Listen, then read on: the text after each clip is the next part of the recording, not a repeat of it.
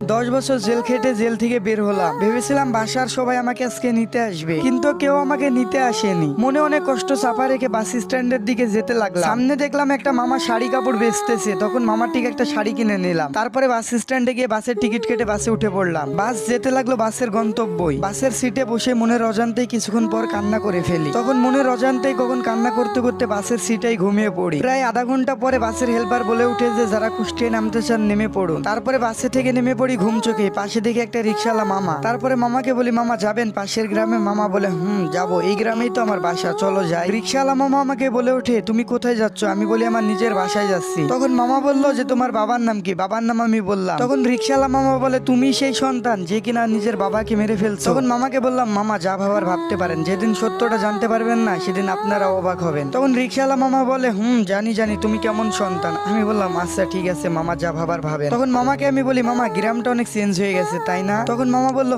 তা তো হবে। আমি বললাম, মামা বাসার সামনে নামাই দেন। মামা বললো ঠিক আছে। তারপরে মামা কিছুক্ষণ পরে আমারে বললো, এখানেই নামো। তখন আমি বললাম, মামা কোথায় নামাই দিচ্ছে? তখন রিক্সাওয়ালা মামা বললো, ওই যে সামনের বাসাটা দেখছো না, ওটাই তোমার বাসা। আমি বললাম, আচ্ছা ঠিক আছে মামা, এই নেন আপনার ভাড়া। নিজের বাসাটাকেও আমি চিনতে পারছি না, কারণ 10 বছর আগে দেখে গিয়েছিলাম কি আর এখন দেখতেছি কি। এখন দেখতেছি বাসাটা পুরো পাল্টে গেছে। বাসার কলিং বেল চাপা মাত্রই দেখি যে মা আমার দরজা খুলে দিল। মা বলে উঠলো, খুনিটা আমার বাসায় এসেছে কেন? কেউ ওকে বেরিয়ে যেতে বল। মা তুমি বিশ্বাস করো, আমি বাবাকে কখনোই হত্যা করিনি। তুই যদি আমার কখনো সামনে আসিস তাহলে আমার মরা মুখটা দেখতে পাবি। এমন কথা বলিও না মা।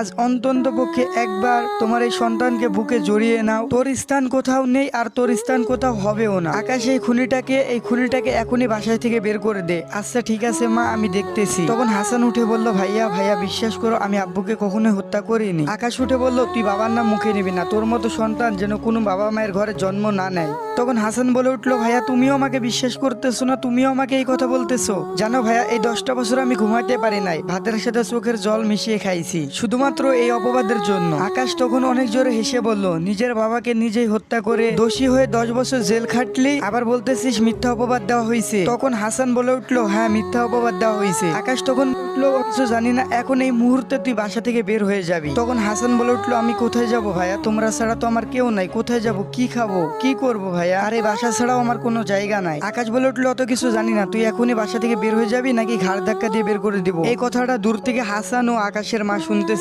হাজারটা ভুল করলেও কিন্তু মায়ের বুকে সন্তানের জায়গা থাকে। তখন আকাশের মা বলে উঠলো, আকাশ এই খুনিটাকে আজকের মতো এখানে থাকতে দে। এত রাতে কোথায় যাবে? কাল না হয় বাসা থেকে বের হয়ে যাবে। তখন আকাশ বলল, মা একে কি এই বাসায় রাখা ঠিক হবে যদি ও আবার কিছু করে বসে? তারপরে হাসান বলে উঠলো, বিশ্বাস করো ভাই, আমি কিছু করবো না। আজকের রাতটা আমাকে থাকতে দাও, কালকে সকালে উঠে আমি চলে যাব। তখন আকাশ বলে উঠলো, আচ্ছা ঠিক আছে, এত করে যখন বলতেছিস আয় ভিতরে আয়। তারপরে আকাশ গিয়ে একটা হাসানকে রুম দেখিয়ে দিল ঘুমানোর জন্য। তারপরে হাসান বলে উঠলো, একটু খাবার পাওয়া যাবে কি ভাইয়া?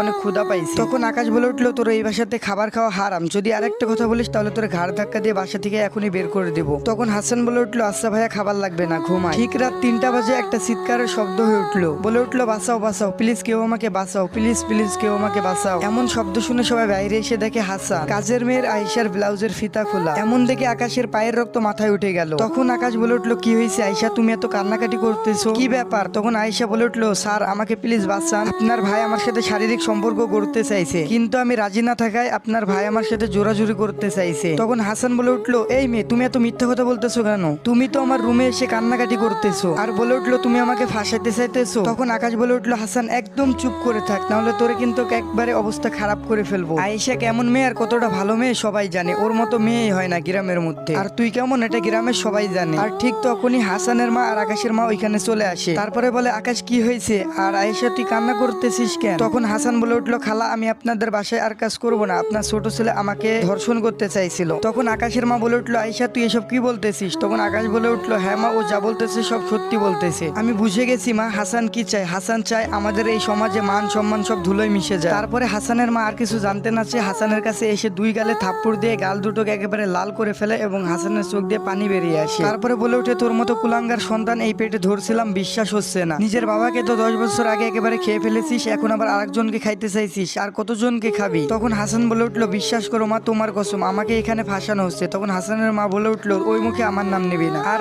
তোর ওই মুখে আমার কসমও কাটবি না, তোর মতো ছেলে আমার দরকার না। আর ঠিক তখনই হাসানের মা বলে উঠলো, তুই যদি এই বাসা থেকে বেরিয়ে না যাস তাহলে তুই আমার ক্ষতি দেখবি, আর এটাই হলো আমার আদেশ, এখন তুই ভেবে দেখ কি করবি। তখন হাসান বলল, মা সকালে যাই। তখন হাসানের মা বলল, এই মুহূর্তে এখনই তুই আমার চোখের সামনে থেকে বেরিয়ে যাবি। আচ্ছা ঠিক আছে মা, আমি চলে যাব, তোমার আদেশ আমি পালন করব। তবে একটা কথা মনে রেখো মা, আমি একটা কথা বলে গেলাম, বাবাকেও আমি হত্যা করি নাই, আর এই মেয়েটারও আমি কিছু করি নাই, আমাকে ফাঁসানো হয়েছে। ভালো থেকো মা, কেউ একজন চায় না আমি এখানে থাকি, কিন্তু তোমার জন্য তোমার এই পাপি ছেলেটা সবসময় দোয়া করবে। যেই দিন মা আমি এই মিথ্যা অভিযোগ থেকে বেরিয়ে আসবো, সেই দিন আমি তোমার সামনে আমার এই মুখটা দেখাবো, তার আগে আমি কখনোই দেখাবো না। তখন আকাশ বলে উঠলো, তোকে আর বেশি কথা বলতে হবে না, তুই এখনই এই বাসা থেকে বেরিয়ে যা, নাহলে ঘাড় ধাক্কা দিয়ে একেবারে লাথি মেরে বের করে দিব। হাসানও বেশি কথা না বলে কান্নাকাটি করতে করতে চোখ মুছতে মুছতে একেবারে বাসা থেকে বেরিয়ে আসলো। গাইস, এটাই ছিল পার্ট 1। পার্ট 2 দেখতে অবশ্যই কমেন্ট করতে হবে, আর পার্ট 1টা কেমন লাগছে অবশ্যই কমেন্টে জানাবে। জানি না আগের গল্পের পার্ট 1-এর মতো এই গল্পের পার্ট 1টা উড়ে যাবে কিনা। সবাই সাপোর্ট করবেন, পাশে থাকবেন আপনাদের ভাইয়ের। তো আজকের মতো আল্লাহ হাফেজ।